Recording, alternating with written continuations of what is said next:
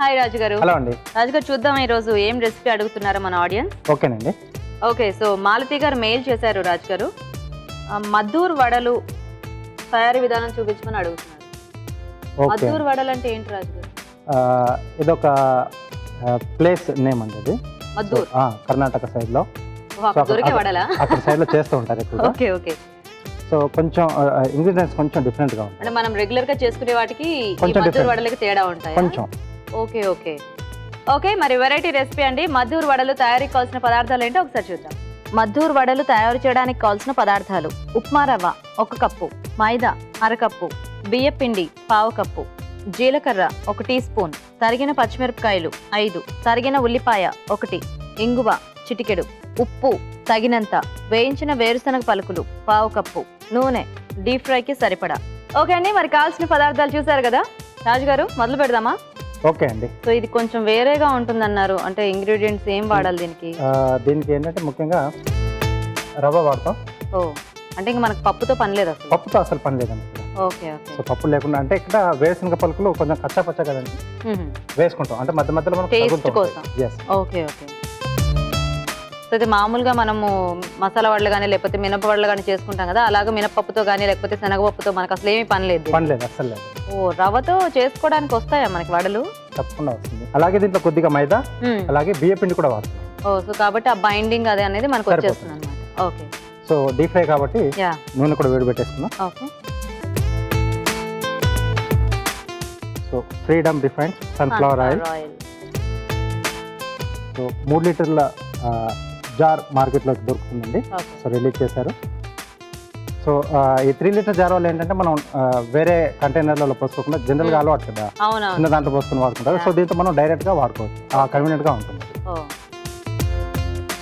So ముందుగా ఒక బౌల్లో రవ్వ,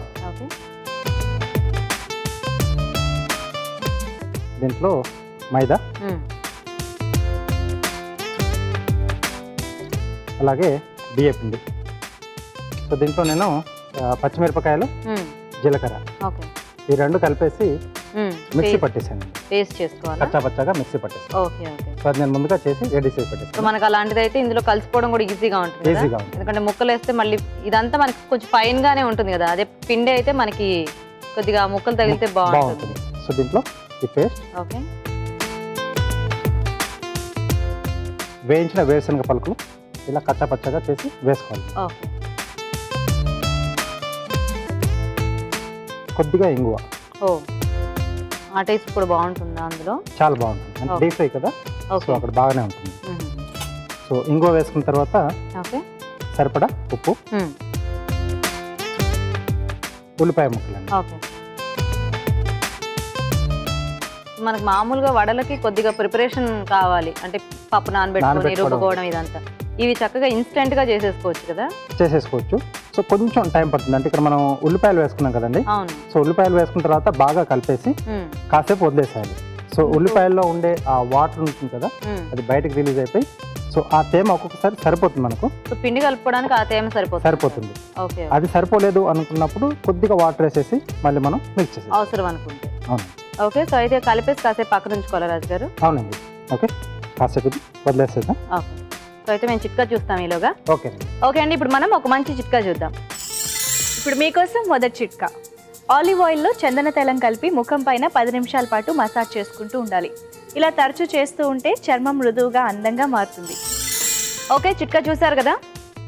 ఓకేనా రాజు గారు? ఓకేనండి, బట్ కొద్దిగా వాటర్ యాడ్ చేయాలి. సో కొంచెం తేమ వచ్చింది.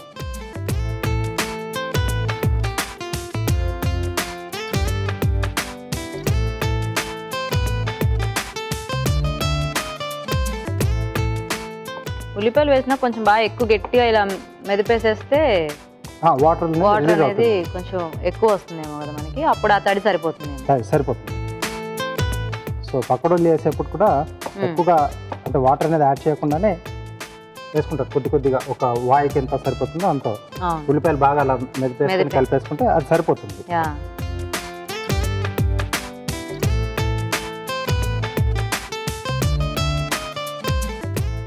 ఇంక పిండి నానటం అలా ఏం అక్కర్లేదేమో కదా?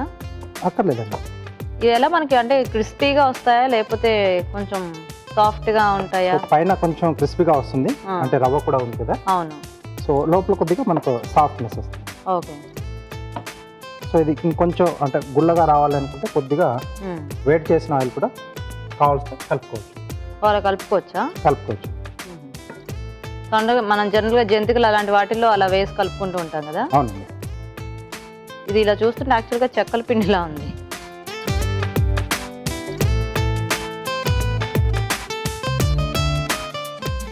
ఇవి నిల్వ ఉంటాయా రాజుగారు, లేకపోతే ఎమ్మటే తినేయటమేనా?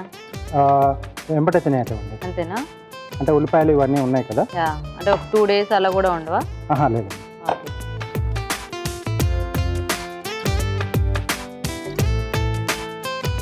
ఓకే అండి. కొద్దిగా చేతికి నూనె కానీ లేదా నీళ్ళు కానీ. ఓకే. సో కొద్దిగా బాగా అలవాటు ఉన్న వాళ్ళు చేతి మీద చేసుకోవచ్చు, లేదంటే కవర్ వాటి మీద కూడా క్లాత్ కానీ.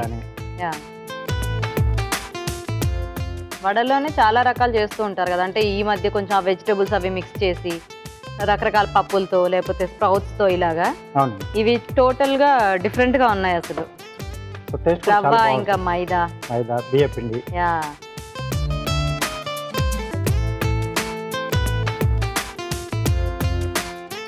మంచి ఈవినింగ్ టైం స్నాక్ కి చాలా బాగుంటాయి అనుకుంటా కదా. చాలా బాగుంటుంది.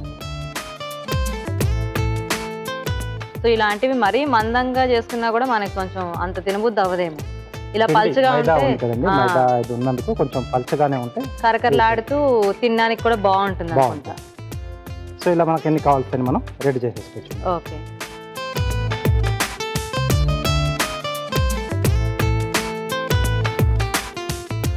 ఓకేనా రాజు గారు? ఓకేనండి.